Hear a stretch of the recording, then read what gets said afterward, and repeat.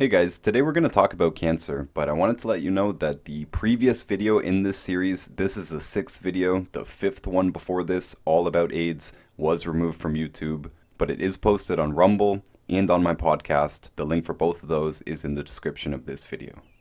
Hello, everybody. Thank you for joining. So today we would be discussing cancer, and I'm going to have Ryan introduce himself, just for those who are not familiar with Ryan. So Ryan, please let the people get to meet you. Yeah, well, I am in the health business. It's my seventh year in the health business, but I've done several other things in life that kind of connect to nutrition. Thing that brought me to the health business was myself being born in pain and living with pain for the first 25 years of my life. Solved that with the nutrition protocol that I promote now. And along the way, obviously, we deal with all kinds of things, everything that you can name. And we're going to be talking about cancer today, but cancer isn't our specialty by any means. We are alternative people. So people tend to get really freaked out by cancer. You know, they get a diagnosis of cancer and then the doctor is immediately pressuring them into treatment. And so we don't get a huge amount of those people until after they've done chemo or radiation. But by far, most people seem to choose to do the mainstream route. Now, everything else that we deal with, all the normal stuff, aches and pains and headaches and migraines and stomach pain, digestive issues, blood sugar issues, polycystic ovaries, all of this stuff is relevant to cancer. Anything we talk about with health is relevant to cancer. Cancer's basically, we'll go in more into it, but it's basically what happens when you're doing multiple things wrong. It's the end stage of multiple problems, usually for quite a long time, until you get a serious problem like cancer or something that might be called an autoimmune disease. Again, the everyday things, they're consequences of the same problems, the bad foods and nutrient deficiencies. But cancer is just accumulation of those. Usually the people with cancer, from our quick questionnaire, we can tell that they're doing basically something wrong in every category that we talk about. Bad foods, blood sugar, nutrient deficiencies, circulation. Notice I didn't mention pollutants or chemicals at all in there. And usually they're doing multiple things in each of those categories wrong. So it's no surprise to us that cancer is the end result of that. Now, cancer can be quite complicated. There's many different types of cancer and all this stuff. And people talk about, oh, I'm in stage 3 or 4. And, a lot of that doesn't really matter. Once you look at it as the result of the body failing very fundamentally in multiple different ways. Again, you got to hammer in that point. It's not one thing that causes cancer, and it's not one thing that cures cancer. With a lot of the everyday things, it is one thing causing it. If you have IBS, irritable bowel syndrome, it's probably gluten causing it. It's probably just that one thing, straight up causing it. If you have what we call scurvy, that's caused by one thing, vitamin C deficiency. Cancer is never that. It's never one deficiency. There's multiple nutrients involved with cell division and regeneration and all this stuff. And so there's not going to be any one thing that's ever going to cure cancer either. So, you get the mainstream picture of cancer is something you need to fight with drugs and radiation, and that somehow we can run and fundraise for a cure, right? When they're looking for a cure, they seem to be looking for one thing. And I think that's because they think of, I know this is a long introduction here, but if you want to think about cancer differently, you have to break away from how the mainstream describes it. The mainstream describes cancer and diabetes and arthritis as a noun, a thing. A noun is a thing. When it's a thing, you can catch that thing, right? It can be transmitted. You have this thing, and they only treat things. They only treat nouns, and they treat them with other things, right? Drugs, surgery, tests. But the problem is most diseases, especially cancer, are not things. It's not a bug infection. It's not a thing in your body. It's not localized anywhere in the body. It's a process, right? Diabetes is a process. Arthritis, cancer, these are processes. So it's fundamentally, to rewire the way you think about it, is as you think of it as a process, that's also how it exists on a spectrum. You can have a small tumor and it can get worse. You can go further down the bad end of the spectrum. You can be failing catastrophically. You're in the really bad end. You could have a more mild, low-risk form of cancer like prostate cancer, which is almost impossible to kill you, basically, but it's still there on the scale. Something's wrong. Something's causing inflammation. your glands don't have enough nutrients. It's getting inflamed. What's happening here? But it's not killing you directly. So I've gone a little bit too far in the introduction there. I know you wanted to talk about implants as well. And if you'd like to start the conversation there, it's a good way to start, I think. Thank you very much for the introduction. And as usual, your introduction are usually very packed, interesting too. Yes, I suggested talking about implants because it seems to me like something that is very much in vogue now, right? It's something everybody's gravitating towards, and that makes me wonder if they are well informed or if they have done their own due diligence in understanding some of the consequences of what they are getting into. And from my conversation with some ladies who have been involved with, who have gotten their implant done, well, I think it cut across to me that they minimize any consequence. And what do you expect? The surgeon you're supposed to go to is supposed to give you minimal information, not to scare you, because they also have to get paid. So just like you suggested, I will start there. What is your take on implant? Is it safe? Is it really safe? Or what are the things to expect post implant? Well, you mentioned one thing. You kind of mentioned that it's a trend right now, that lots of women are doing it right now. When anything is a trend, you might not be happy with it in 10 years, right? Big butts are in right now. They might not be in 10 years. They probably won't be. Some plastic surgeries are, absolutely necessary. A child born with a cleft lip or cleft palate, you need to correct that with surgery or the child's not going to have a normal life.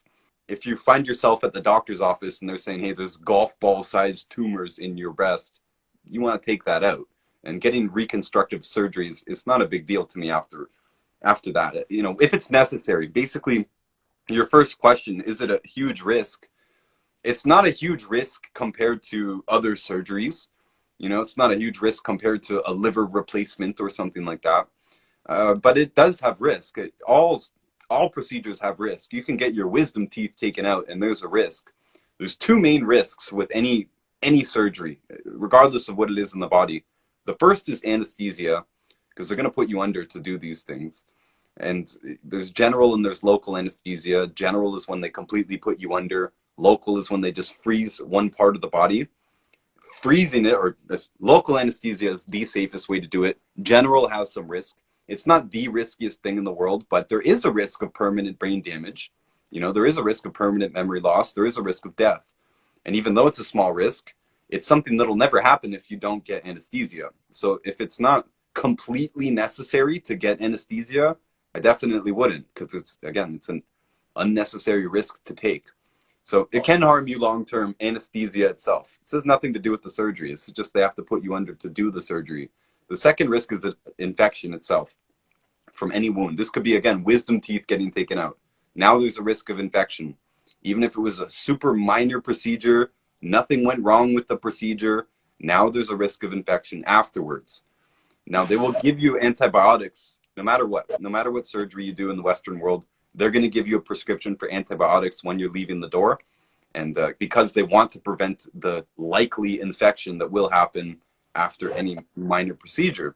It's your choice whether to take those antibiotics or not. But whether you take them or not, there's a risk now of infection. And that's serious, especially when you're talking about internal things. It can be very serious. If you do take the antibiotics, now you've decimated your own immune system. You need to rebuild your own microbiome. You need to do that no matter what if you take antibiotics. So it's just, you're putting more pressure on your body for no reason. You're introducing risks for no reason. Now, I used to do tattoos, and there's a similar argument with tattoos as there is with body modifications. In my opinion, the biggest risk in getting a tattoo is a tattoo that you're not happy with. And it's going to be the same thing with plastic surgery. Ask any tattoo artist or any plastic surgeon, how much of your business is repeat business? Like how much of your work is cover-ups? How much of your work is going back into the same patient and changing the implant? I bet it's the sort of their business, right? And it's because people often aren't happy. People often aren't happy with the tattoo they get. They're not happy with the implants that they get. They're not happy with the modifications that they get. And so that's the problem. Now they go back and they get another tattoo to cover the first tattoo that they didn't like. Costs them more money. Reintroduce the risk of infection. And honestly, they're probably not going to be happy anyways. This is the vicious cycle of it. You're probably just, slapping one thing on top of another thing, and you're not happy with any of it. So it's the same thing with body modifications. I know lots of people who have gotten them reversed. I don't imagine there's going to be very many women approaching their 60s and 70s who want to keep their implants in. The body changes over time. Just because it looks good now doesn't mean it's going to look good in 30 years, 40 years. And, I don't think a lot of them look good now, subjectively. I think it's a minority where the implants or the Botox actually makes them look better. And this is not just women, by the way. Men are doing this as well. And again, there are some legitimate reasons. There are legitimate. You can get a big mole removed or something like that. We're not going to harp on you for being vain, but a lot of the modifications are about vanity, and so that's just not necessary. If you're worried about what other people think, that's just not necessary. A lot of women are getting implants for hormonal problems or connective tissue deficiencies, and it's not an easy pitch on our end because nutritionally, if the skin is saggy and you got stretch marks and this type of thing, it's going to take a long time to fix that. This is like a year or 2 years, avoiding the bad foods, taking the 90 essential nutrients, drinking bone broth every single day, supplementing with connective tissue, like loading the body up with connective tissue for like a year. Whereas, the surgery, you can be on the beach in a month, right? So we ask quite a fair bit. It's less expensive than plastic surgery, but it requires you to actually do it. And if you don't go to the gym, you're not going to get muscle, right? If you don't keep doing this all the time, the skin is not going to have what it needs to repair itself long term. It's just not necessary in most cases, right? The ideal of beauty in society changes all the time. It goes from curvier to thinner to curvier to thinner, just like the shape of jeans and the lengths of skirts, right? Fashions bring it up and then they bring it back down. So if you go and get a modification that's in fashion right now, you should probably expect to be getting another modification in 10 years when fashion is different and you're reintroducing yourself to all the new risks and everything like that. I'm almost done here, by the way, but this will lead us into cancer. First of all, I saw on the news the other day, a woman in Canada had a bullet stopped by a breast implant.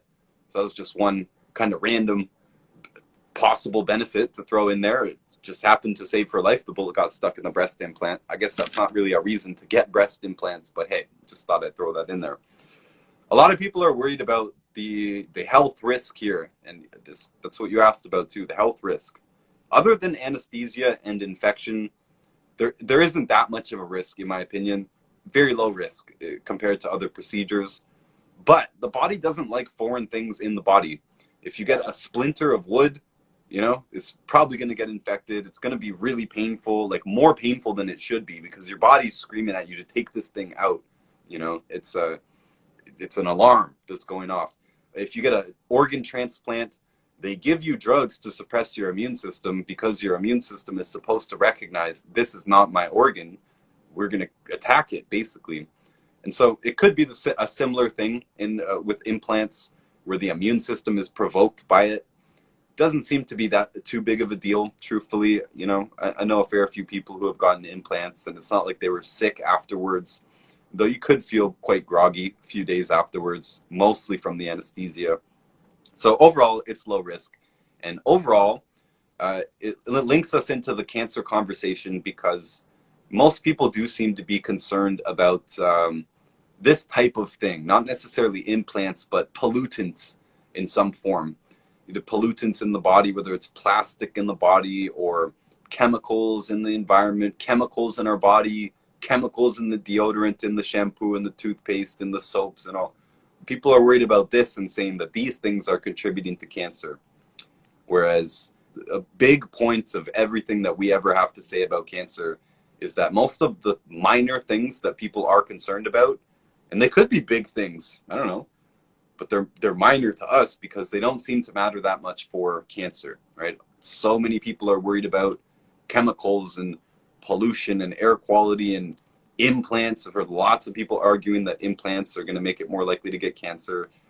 To me, this is going to be a very small part of the pie that would make up a recipe for cancer. Would be the external threat by pollutants inside and outside of the body. Right. Okay. I have a friend from a group that I belong to. She lives in the United States. Her son is Dan Alec. Interestingly, the name of her son is Dan Alec, and he's one of these medical activists in terms of not he does not agree with the allopathic approach to health. And then the mom used to have implants. She got an implant done, and then she is saying there's a link between implant and autoimmune. Okay, there's a link according to her. She said after she got her implant done, she suffered so many autoimmune diseases, and she thinks there's a link between the implants and the autoimmune diseases that she suffered from. So I don't know if there's a connection there. It definitely could be the immune system mobilizing itself against something foreign in the body, Foreign, for sure. exactly. Could be. And it could also have to do with the type of material you use. I know they have improved materials over the years. This is not our specialty, so I'm not even sure what those materials exactly are or have been. But it's a similar situation in root canals and other implants in the teeth, in the mouth.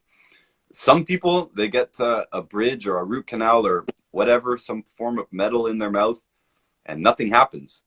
They don't feel anything. Nothing, their life goes on completely normally. Whether they were healthy or not, they were the same as they were yesterday. And there's some people who, after getting a root canal implant, are never the same. They're constantly sick all the time.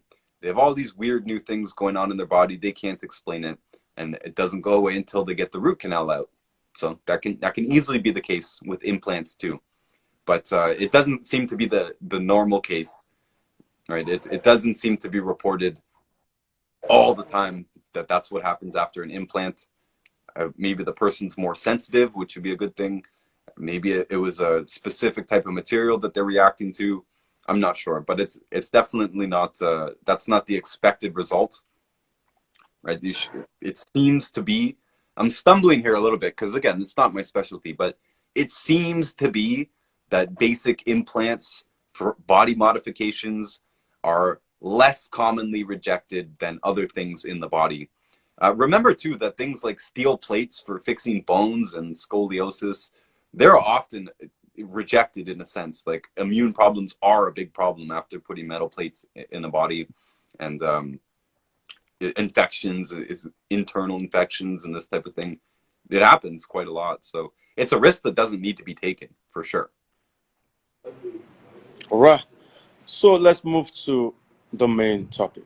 What are some of the common misconceptions, or what exactly is cancer? Because in your book, in your description, you said there is no particular thing. In fact, according to what I'm citing you now, right? You said cancer seems to you like what a name they give to when too many things is wrong with the body and the body is failing catastrophically. You said this is what they then label as cancer, right? Because there is no particular thing that can be linked as the cause or the reason for cancer. Am I correct?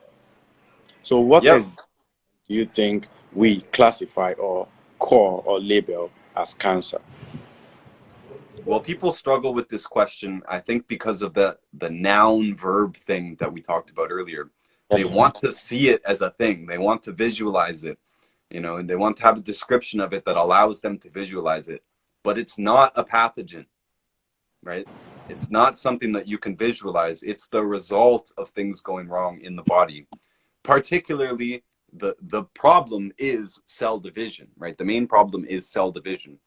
So we've talked about many things on these podcasts, but we've also laid out pretty much the whole basic case in our first video that we did here, almost everything that you should know about nutrition. We laid out the basic case of how foods damage us, basically. And one of those main things is free radicals, right? Free oxygen radical particles. Not going to reiterate the whole thing, but these free radical particles from burned foods, baked goods, well done red meat, burned animal fats of any kind, processed meats, baked potato skins, gluten, grains, all of these things produce free radicals, which are unstable particles that enter our body and they want to bond with our cells. And when they're doing this, they're damaging cells. Well, inside cells is DNA. Inside the nucleus of cells is DNA. When the DNA is damaged in specific parts, its ability to replicate itself is thrown off. So there's lots of ways to explain this, right? Like people say, oh, sugar feeds cancer. So cancer is what happens in an acid environment. And, that's part of it. This free radical explanation is also part of it. If cells are being damaged at random with a shotgun effect, right, of these free radical particles flooding into us through all these bad foods that we're eating, then it's going to be damaging cells into all sorts of places. It's going to damage cell membranes. It's going to damage white blood cells. It's going to damage all kinds of things. And also, some of those are going to go through nuclei of cells and damage DNA. And so it's highly unpredictable. What's going to happen when our DNA is damaged? If it's the part of the DNA that is responsible for replicating itself, there will be a problem replicating itself. Now, this isn't the whole explanation, because this isn't just a process gone wild. And we know that from anyone who's gone in remission. And people get into remission from all sorts of different routes. We have our thing that we promote, our program that we promote. But in this business, you meet all kinds of people who healed themselves through all kinds of different methods from all kinds of different diseases. And cancer is one of them, because cancer is very serious. People who get a diagnosis with cancer, it's probably the most serious thing that'll ever happen to them.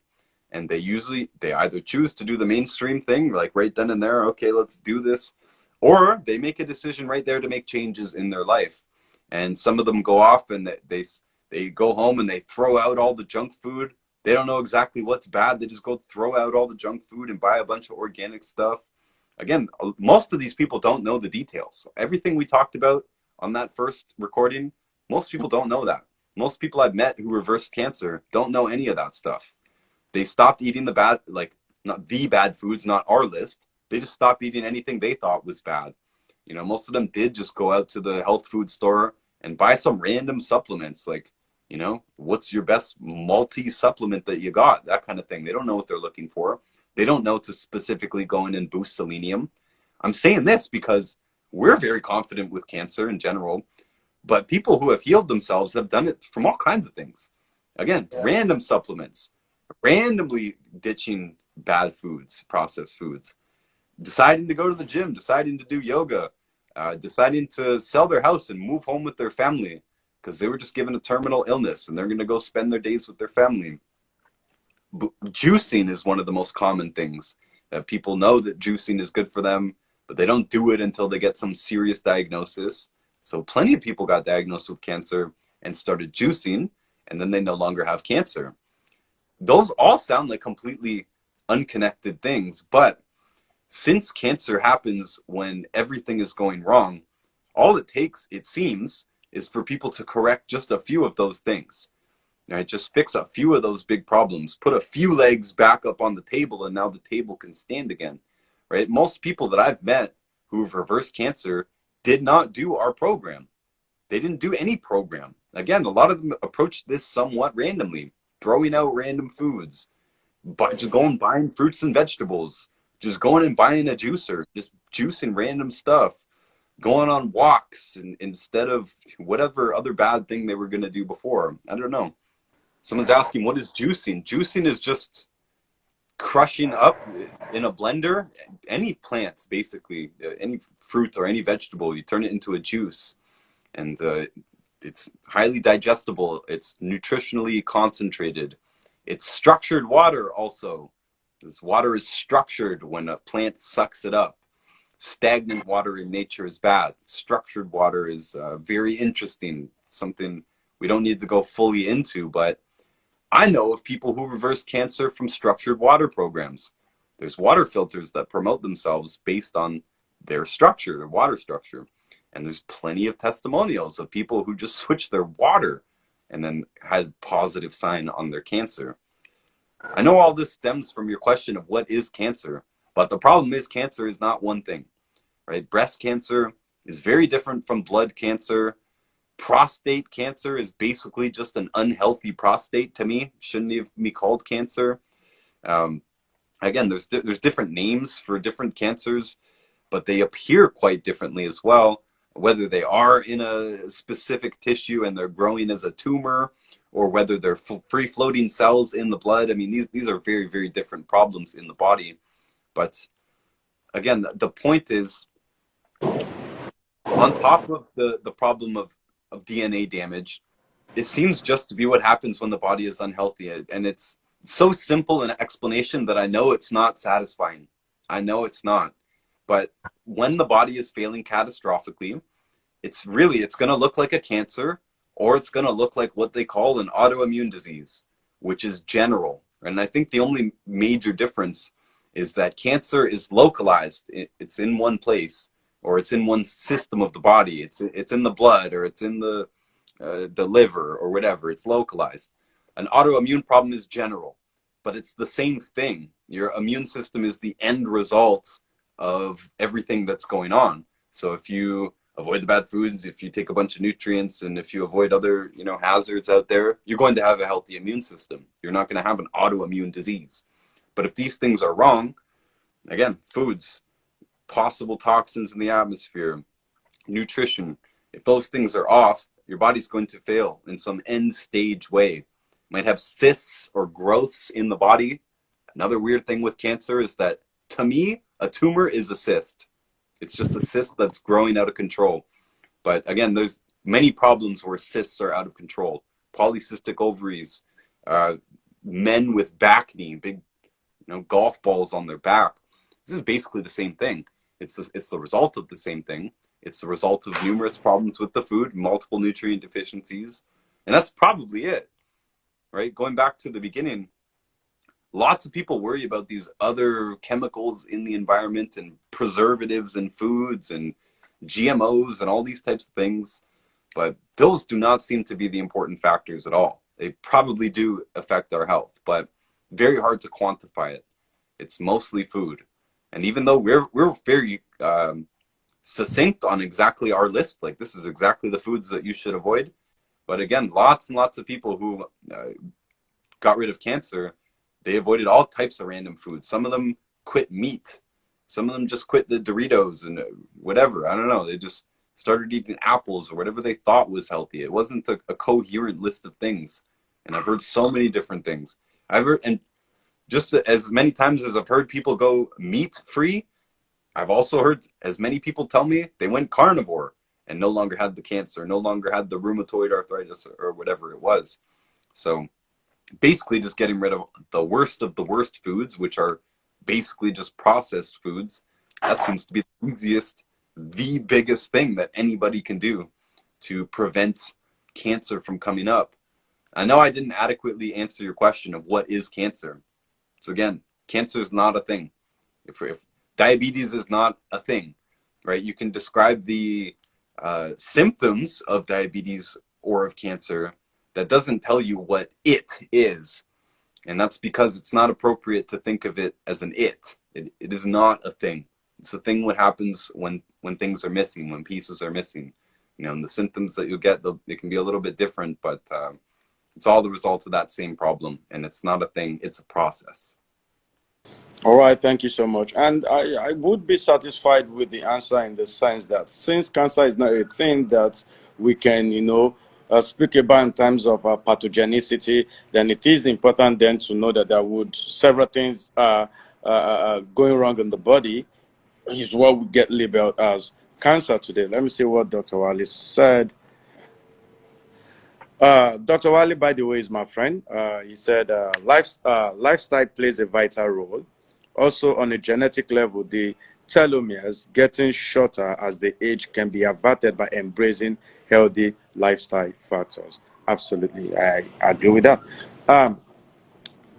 Ryan, you introduced me to something very unique, and that kind of gave me a unique approach to understanding health a little. And that then is the way you help me understand the difference between disease and infection. Helping me understand, which I think is very important for people to know the difference, because we don't usually know the difference between disease and infection.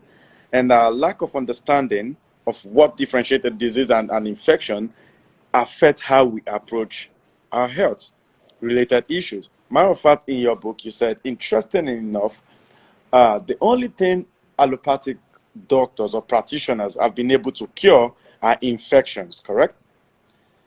That is correct. And that's what a doctor will say too. That the only things that have been legally cured are infections, because there's a cause and a cure. You can kill the bug, the infection's gone.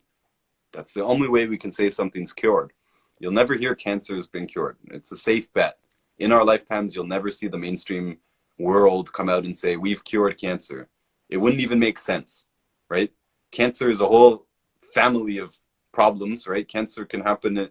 Brain cancer is different from skin cancer and etc. Those are different things. And they're caused by they're all caused by multiple things. And they're all reversed, which is appropriate. You can use that word. They're all reversed by multiple things. You know, those people that I was talking about that reversed their cancer, none of them just went and bought a juicer and started juicing plants. They didn't just do that, right? This is a big awakening. Oh my gosh, I'm dying. They make multiple changes. You know, some of them are going to be more important than others, but usually they make multiple changes in the hopes of reversing it. And again, yeah, you can't cure something if it's on a spectrum, right? If you're either getting better or worse, when is the cure? The cure is ambiguous. Since it's ambiguous, you're never declared cured. You can be in remission or not. It can come back or not, whatever. You're somewhere on the spectrum forever, basically. Somewhere in your book, you also said that what we label as diseases are different symptoms. And if we can fix the cause of the symptoms, we can get rid of the disease. So what I want for you to do for me briefly before we then go back to cancer, because this will help us in understanding, because oftentimes people mislabel things. We've heard people say, oh, I was cured of cancer, which is a mislabel, right? So what I want you to do for me just as briefly as possible is, what is the difference between disease and infection? And why is it important for us to understand the difference between a disease and an infection? Well, there is a huge difference. The one you can actually catch. You can catch an infection. You can catch a bacterial infection. You can catch the flu. It's going to be some disagreements with terrain theory and whatever, but it came from somewhere. It was transmitted, basically. It doesn't matter whether it's person to person or animal, or whether you just got you had an unhealthy immune system and you caught the cold, you know, whatever. An infection is something you can catch. You don't catch a birth defect. You don't catch a blood sugar problem. You don't catch cancer. No one gives you cancer, right? It's not genetic. It's got nothing. None of these have anything to do with genetics. Families share eating habits, right? That's if people who eat the same are probably going to get the same diseases or the same groups of diseases. So again, it's not transmitted. None of these things are transmitted. None of the, headaches, migraines, polycystic ovaries, cancer, autoimmune disease, none of these are transmitted in any way. And most of them are not caused by one thing. Some of them are, again, like scurvy. Every nutrient deficiency has a disease named after it, at least one, sometimes multiple. Calcium has over 200 diseases named after deficiency of calcium. So those lists tend to overlap. There's lots of nutrient deficiencies where you will see retarded growth, right? Unable to get your full growing in. You'll see that as a consequence of multiple nutrient deficiencies. It's a consequence of this deficiency as well as this deficiency as well as this deficiency. So they're pretty much all multivariate.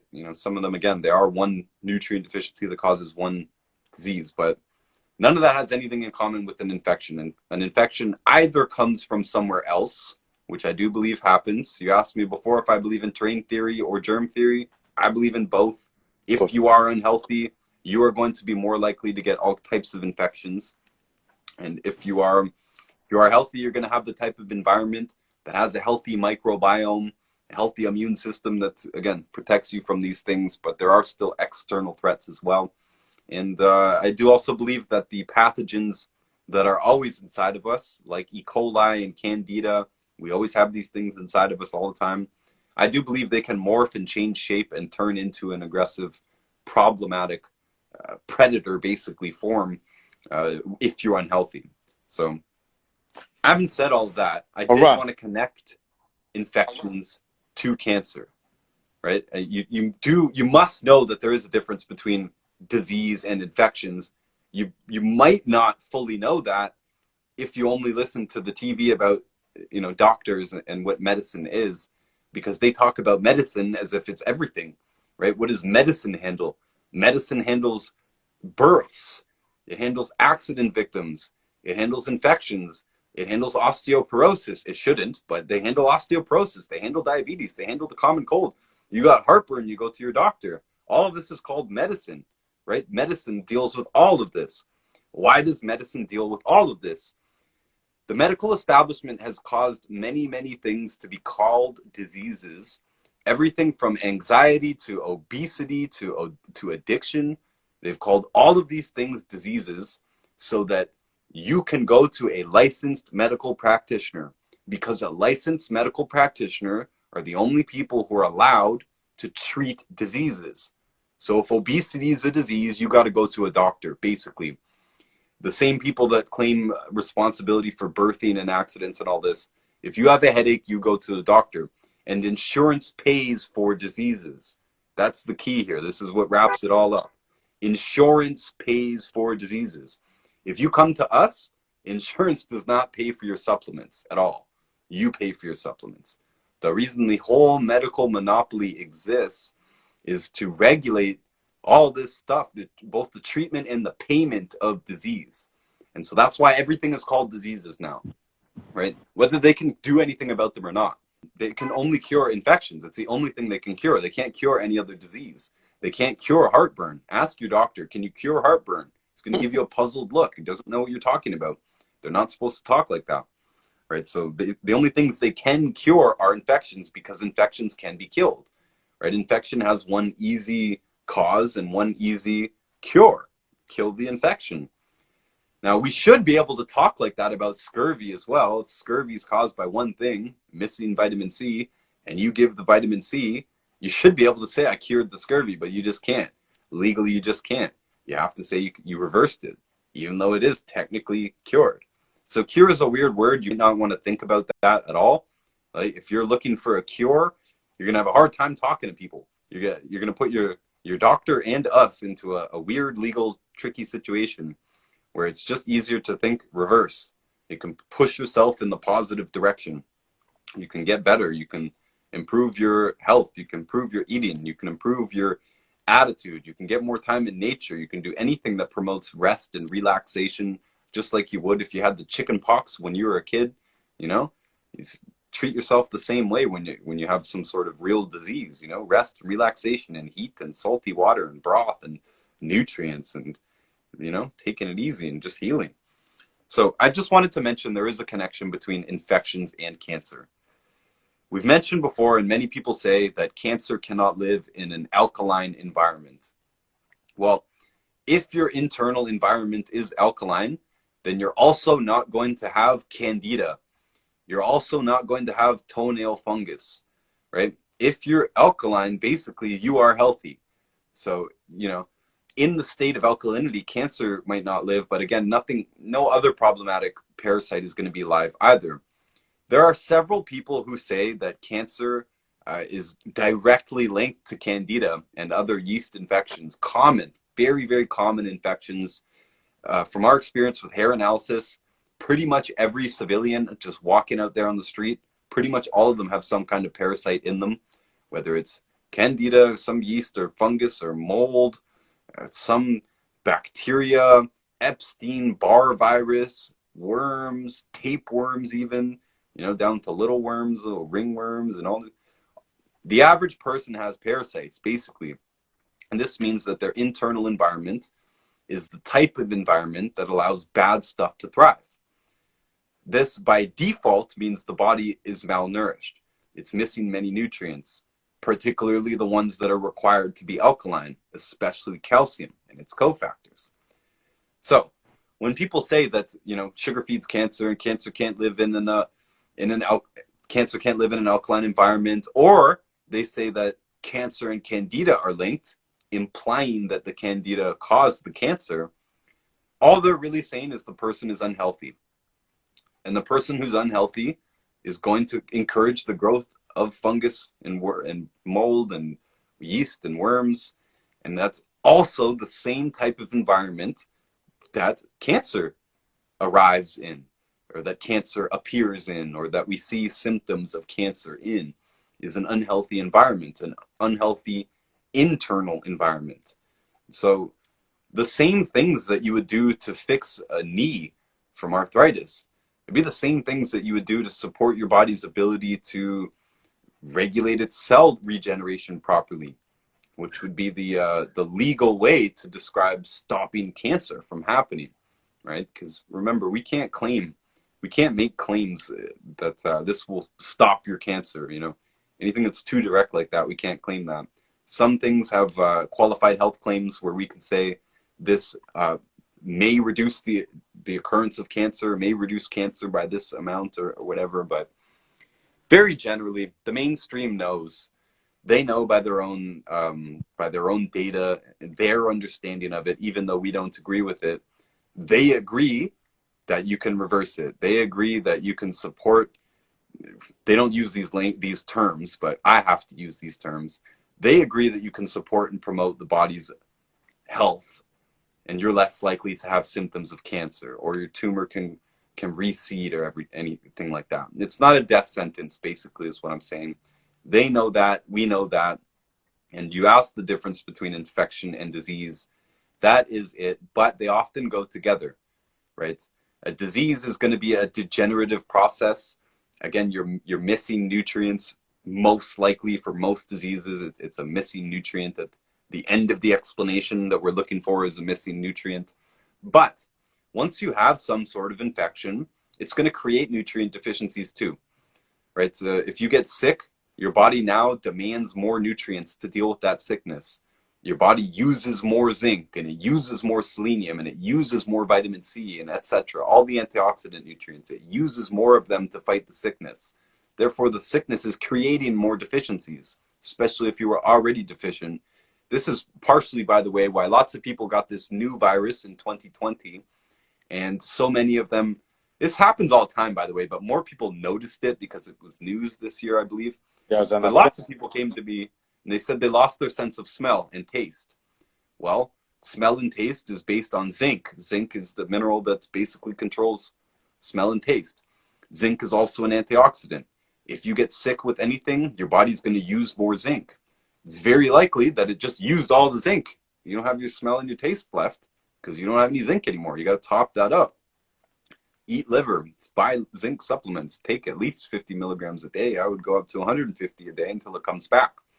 Anyways, infections can cause nutrient deficiencies, but also infections can go untreated. And notice we use the word treat here. Treat is appropriate in reference to an infection, right? Doctors want to treat arthritis. We think that's stupid. We don't want to treat arthritis. We want to support a healthy skeleton by giving you nutrients and getting you to avoid foods that get in the way of those nutrients. We don't want to treat arthritis. We also don't want to treat cancer, right? We don't want to support cancer in any way. We don't want to attack cancer. Cancer is not a thing, right? They use radiation because they say it's happening here. Well, just because it's happening in this one spot doesn't mean it is a thing, right? The problem is with the cells replicating. The problem is not the cells themselves. The cells are unhealthy. What's going on here? So bombarding the cells with radiation or chemicals and chemotherapy, that's not the answer to us because it's not a thing. So we don't treat cancer. We support and promote the body's ability to maintain and repair itself. And those words are not very sexy, but they're legal and they're important. And if you understand that by supporting your own body, its ability to maintain and repair itself, you're giving your body the ability to not have cancer. You're giving the body the ability to regulate its cell regeneration properly, and its blood viscosity and hormone levels and neurotransmitters and pH, all this stuff. The body can regulate all of this stuff properly. The body's not stupid. Right? The body's very, very smart. The body built itself all by itself. You know, it doesn't need an instruction manual. It doesn't need a doctor. You know, and the human body is a miracle. You've heard me say that, you know, many times. The human body can live on Doritos and soda for 20 years, 30 years before it fails. I mean, it's absolutely incredible. So if you understand that supporting your body, you know, gives your body the ability to be healthy, and being healthy means you don't have cancer, I mean, it's very easy to engage in this process and bring yourself in the other direction and no longer have what they call the cancer. I'm almost done talking. I'm beating around my main point. The reason so many people connect candida to cancer and other chronic infections with cancer is, again, because if you have an unhealthy internal environment, it's the same type of environment that's going to promote candida as it is cancer. But the main point of this is that these problems are so chronic, candida and Epstein-Barr and all this stuff, they're so common and they're so uncommonly killed, people are not doing anything about it, that this is going to create a huge long-term burden on the body, basically. It's something we don't talk about enough. Nutrient deficiencies are always a problem.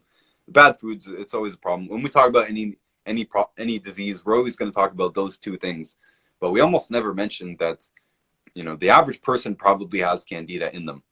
And if they don't correct all of these things and kill the candida, they're very likely to develop something like cancer.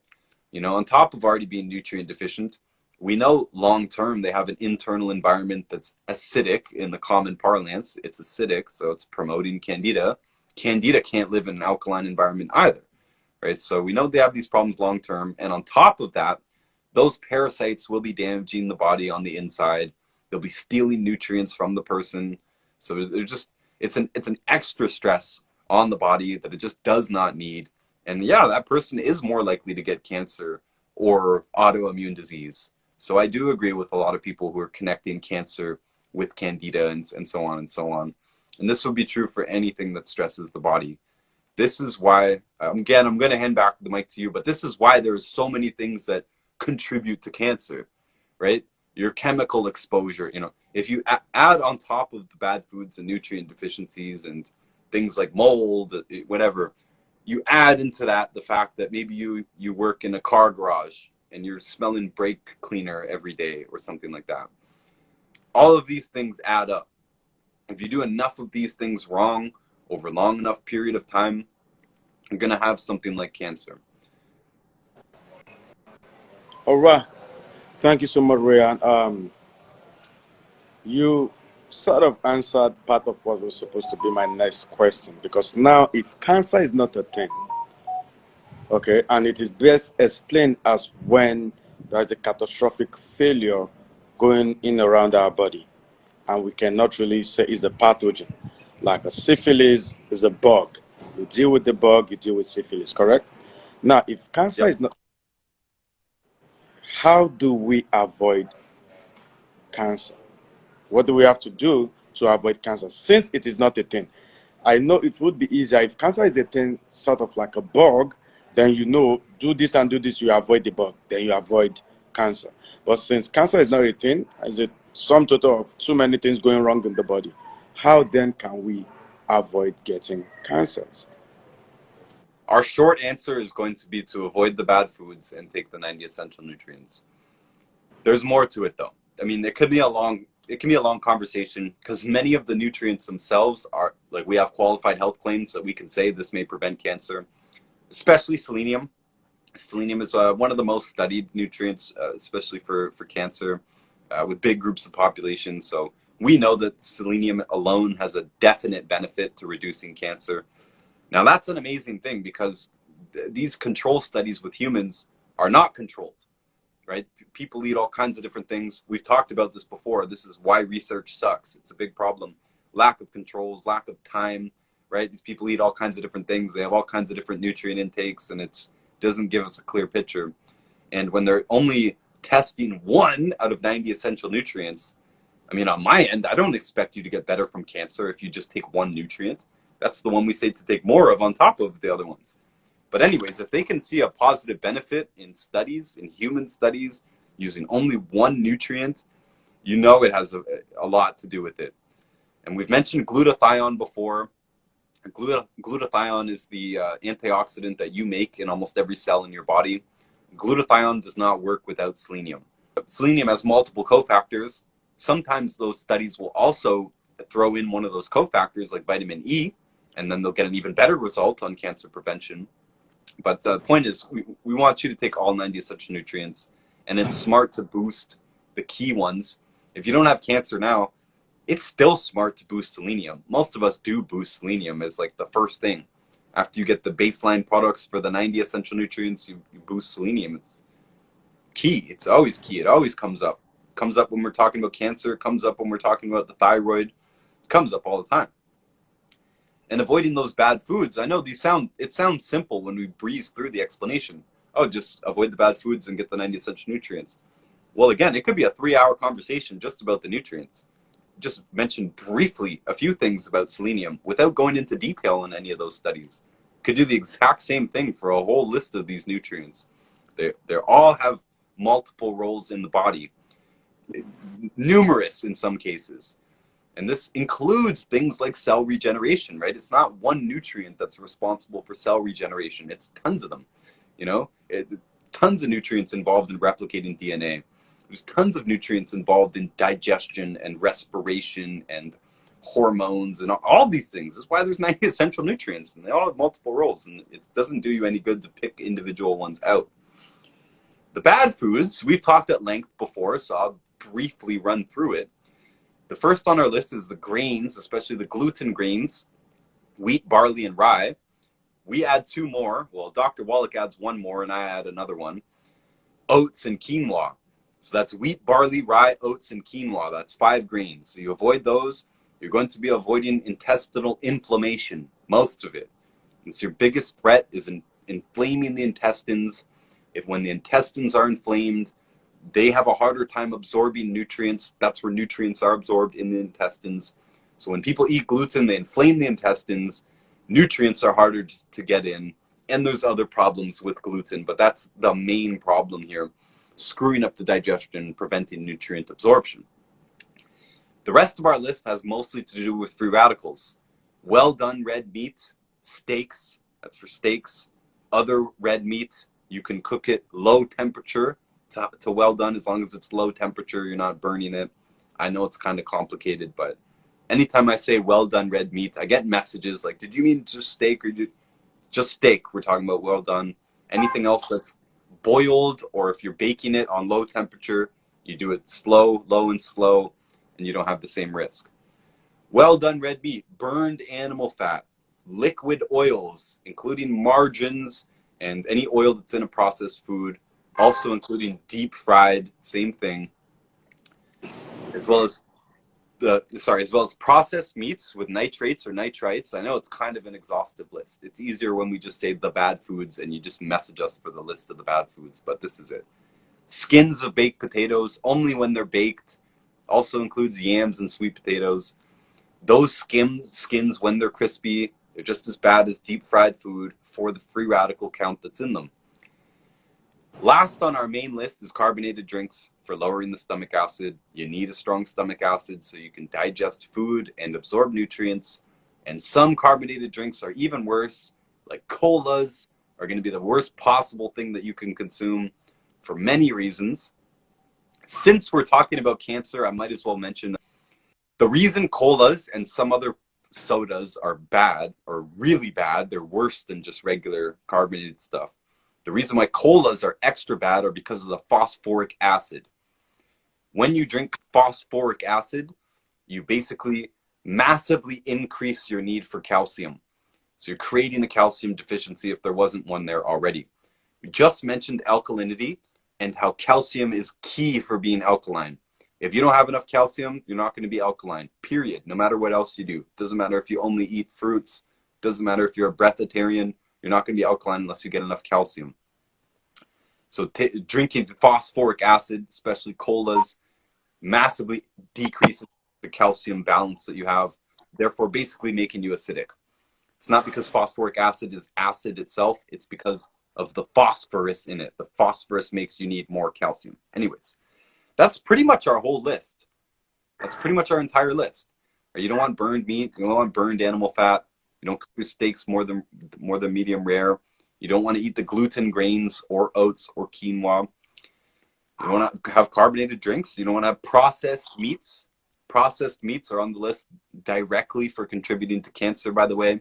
It's the nitrates and the nitrites that specifically provoke the growth of colorectal cancers. That's a mainstream opinion thing. You know, that's not coming from us. So avoiding those bad foods, that's going to stop cancer from being provoked in the first place.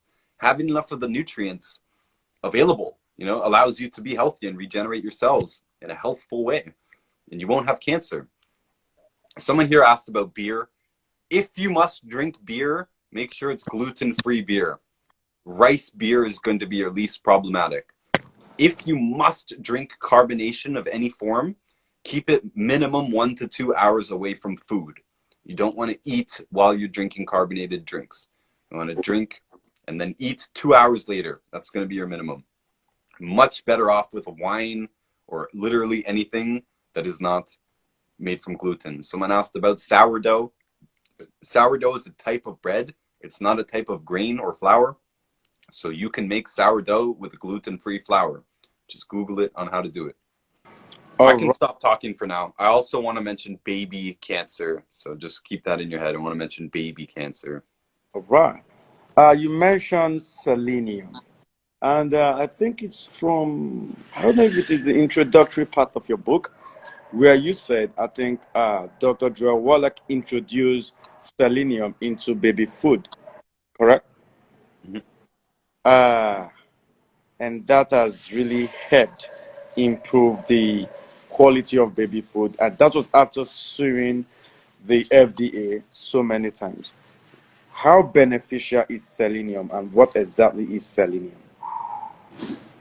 All of the essential nutrients are important. Some are more important than others. Selenium is one of those ones that is just extremely important.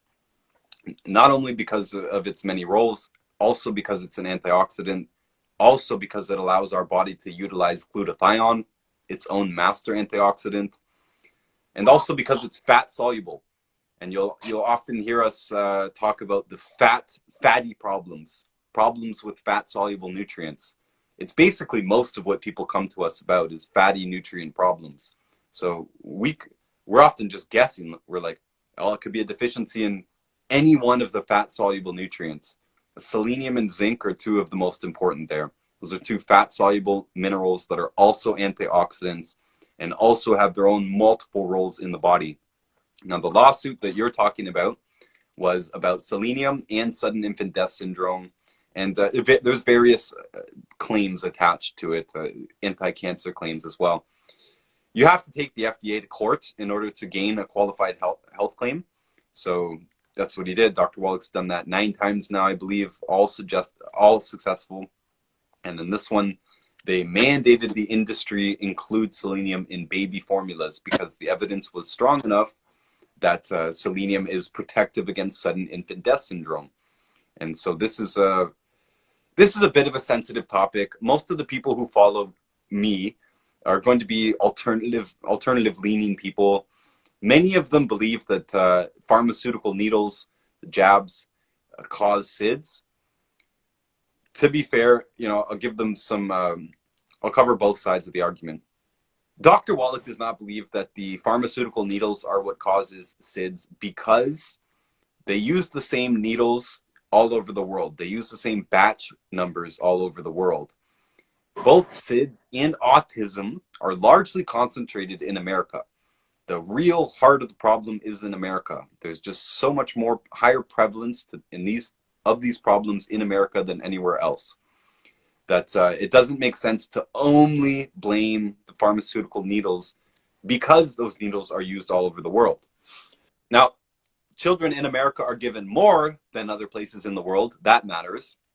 But Americans also have a very, very poor food system and the overuse of pharmaceutical drugs in general and all this type of stuff. When you inject a poison into a body, the body is going to do two things. Number one, it's going to mobilize an immune response to that thing, especially when there's whole proteins involved. And this, I know it seems like we went a little bit off topic, but we'll get back to it. Pharmaceutical needles do not just come with the active ingredient. They come with carriers. Those carriers are whole proteins. It's some kind of oil or something like that. Those are whole food proteins. If you get whole food proteins in your blood, that's a bad thing. We call this dirty blood or sticky blood.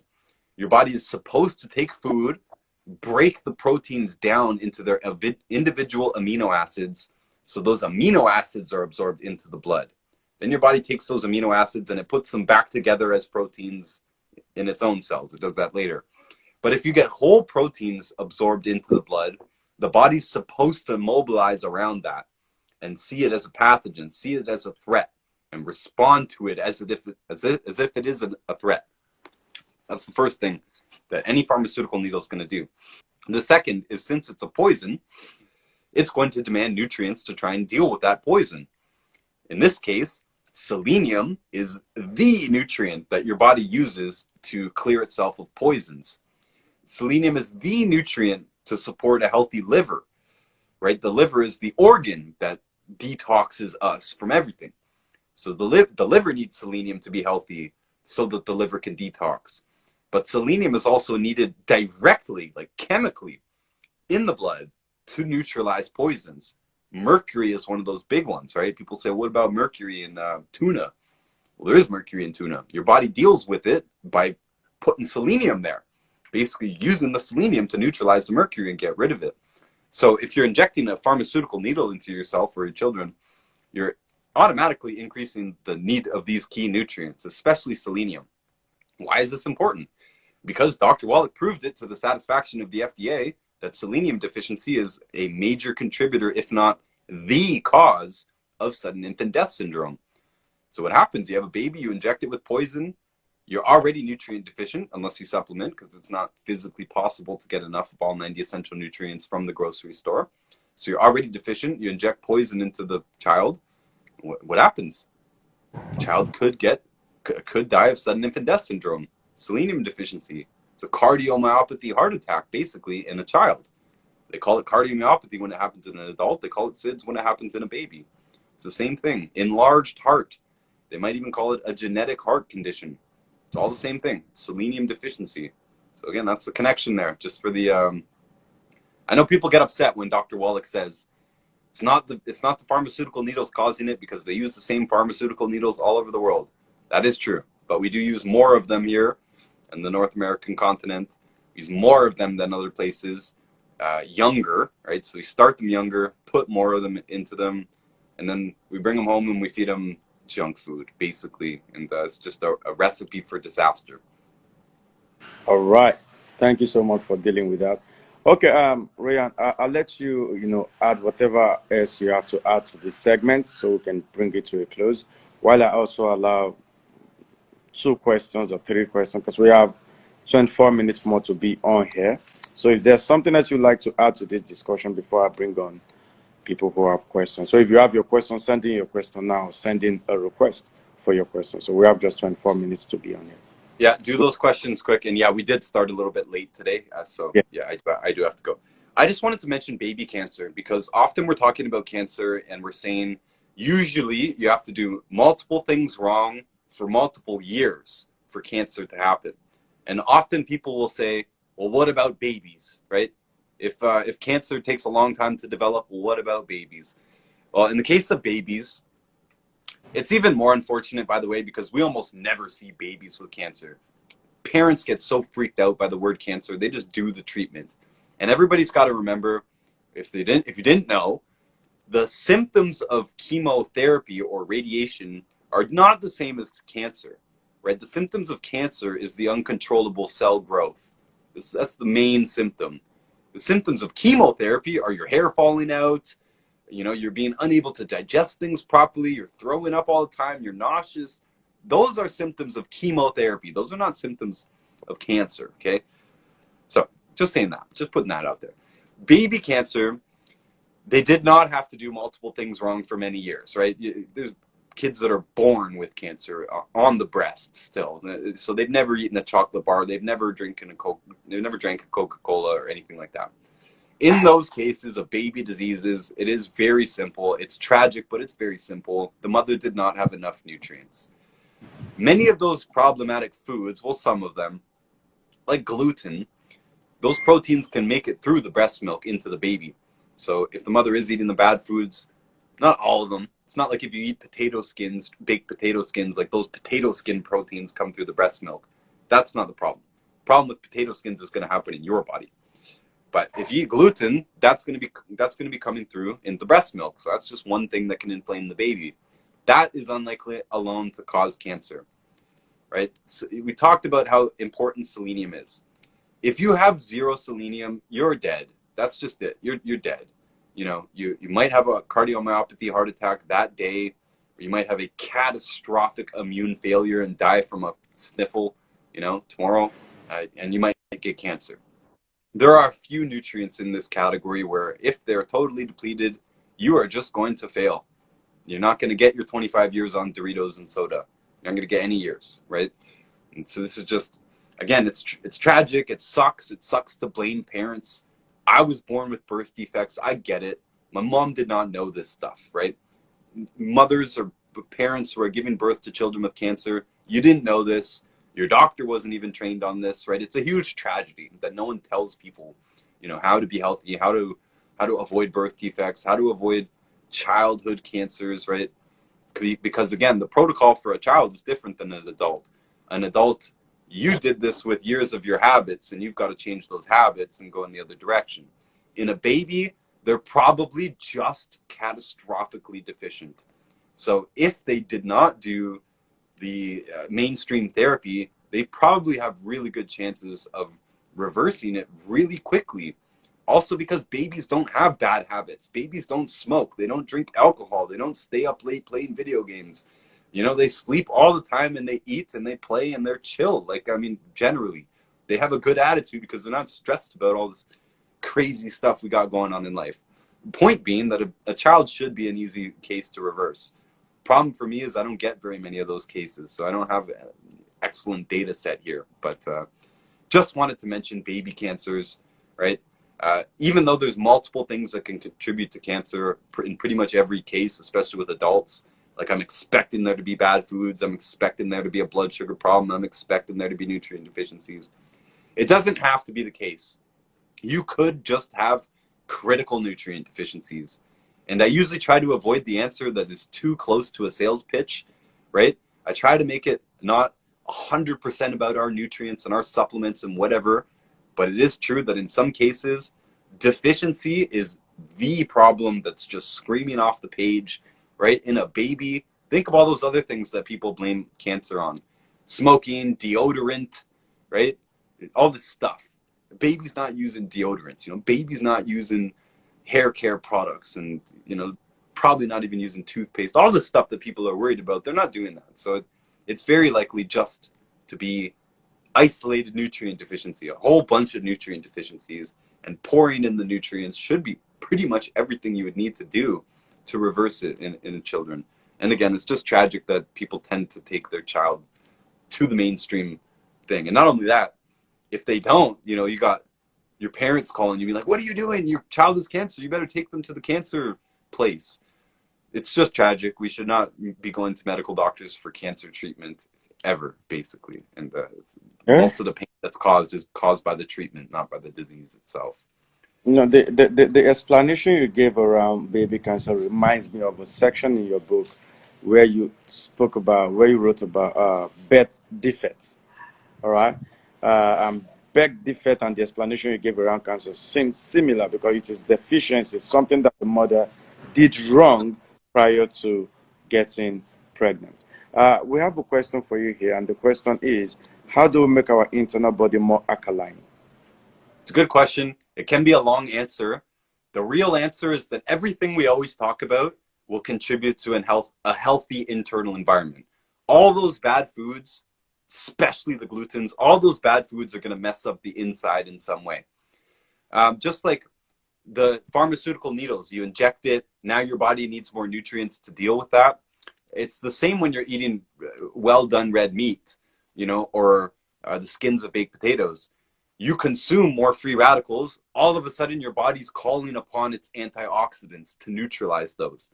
So if you eat a whole bunch of free radicals, the bad foods, your body now needs more selenium, now needs more vitamin E, zinc, vitamin A. It needs all of its antioxidants to come in and mobilize against these things. So you're actually creating a deficiency. So all the bad foods are going to be contributing to a bad internal environment. The glutens, those grains, wheat, barley, rye, oats, and quinoa, those 5 grains are basically decimating the insides, making it almost impossible to have an unhealthy internal environment. And again, nutrient deficiencies are extremely important here. If you don't get enough calcium and its cofactors, you will not be alkaline no matter what else you do. The last major thing to be alkaline for anybody, other than getting off the bad foods and taking the 90 essential nutrients, is to make sure they have a healthy microbiome. It means they have enough probiotics. And this is one of those things where if you go heavy on probiotics for a while, you should have built up a nice colony, and those colonies should maintain themselves. So you don't need to take a set amount of probiotics every single day. Once you've encouraged a healthy colony, you should be able to just eat healthy and just, you know, eat a little bit of probiotics here and there and just maintain the colonies. But the probiotics are key. They're very highly neglected in the conversation about what it means to be healthy. But those probiotics in the large intestine, the last stage of digestion, absolutely key for fully digesting all your food, for having a healthy immune system. Probiotics are key to your immune system. Probiotics are key to, again, keeping the candida down. You're always going to have a little bit of candida in you, but it keeps it down, keeps the E. coli down. It keeps you from getting infected with all kinds of things. Probiotics are just incredibly important. So that's really it. And it sounds simple. It's not that fast. It takes a while to do this. If you're already skinny, you have the fastest route to becoming alkaline. If you're overweight at all, you probably need to lose that extra weight before you become alkaline. And let me just mention too, put the next question up if you can, because the only other thing that you should know about alkalinity is that anybody can tell if they're alkaline or acid by putting copper on your skin. You wear a copper bracelet or a copper wire wrapped around somewhere on your skin. If your skin turns green or blue or black underneath the copper, that means you're acidic. There's only a very tiny little window of tolerance between too acidic and too alkaline. Either one of those is life-threatening. So your body puts a lot of work into maintaining itself. Little bit acid, you'll be green under the copper. So you can see this, and you can see it change within hours, right? If you're alkaline right now and you eat 2 or 3 candy bars, in a couple of hours, you'll probably be a little bit green underneath it. If you go out and work in the sun and you're sweating and you're not staying hydrated, you're probably going to be green under your bracelet when you go inside. So keep that in mind. You can gauge your progress here. And again, it might take you a year. It might take you 2 years to do it if you're 40 pounds overweight or something like that. But don't give up. All these things that encourage health also encourage your body to get to the weight that it wants to be. Once you're there, you will be alkaline. You'll see lots of other results along the way. You'll see like, maybe you don't get headaches anymore, or maybe some aches and pains went away, that type of thing. But that's on the road to becoming fully alkaline. So you'll see lots of benefits on the road to becoming alkaline. You might not even get sick anymore or something like that. I'm trying to scroll up here and look at some of these questions. Just one final question, so I'll let you go. And we have just 3 minutes before we bring it to a close. Okay. So I'll let you, because we started a little bit late. The final question is, someone is asking, what's the difference between isolated nutritions and organic things? For example, mineral-rich algae, which contains a mixture of a lot of nutrients. Can you see the question? I think I pinned it. Yeah, I see it. It's just a bit of a weird question. Isolated nutrients and organic things. Okay, you generally want your nutrients to be from an organic source. That means from a living source. It doesn't mean like non-GMO. It just means it's a living thing. There's a huge difference. I don't know if we can do this in 3 minutes. There's a massive difference. There's a chemical difference. Because we have 3 minutes. we're talking about pretty complicated recipe things here for supplements. This person, you can DM me, by the way, if you want, and we can talk about this. But that's something we need more details on. I can't cover that quickly. All right, so let's just move the question to our next segment. Thank you very much, Ryan. By the way, guys, I encourage you, get the book on Amazon, Fake Disease. That book would really help your understanding. And like I said moments ago, your understanding of the difference between infection and disease will give you a great deal of better understanding of how to approach your health. Ryan, any other thing you'd like to add before we call it a day? That's good for now. I think it was a good summary on cancer. Just remember, it's not caused by one thing. It's the result of multiple things going wrong in the body. And there's multiple things that you can do to correct those things. You can fill in those gaps. You can fix those problems. All right. Thank you very much, Ryan, for coming, and hope to see you again soon. Thank you, everyone, for joining and for listening. Go follow Ryan, follow the page, get his book, because you would have better understanding of some of the things that has been taught and on here, and some of the things that we didn't get to cover. Until next time, have a great day, everybody, and bye for now. Appreciate you, Kelly. Appreciate everybody else. See you next time.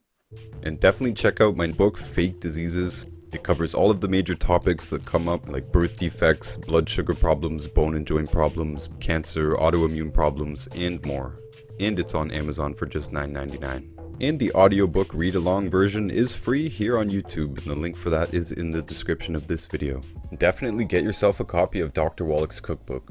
This is basically a textbook teaching you everything you know about how to cook without the bad foods, particularly oil and gluten, and all of the other problematic things on the list. This is 300 pages stuffed full of recipes, every traditional recipe that you could think of, and modern dishes without the bad foods that they're usually made from. And all of my books, audiobooks, and links are available on my website, noticebooks.org.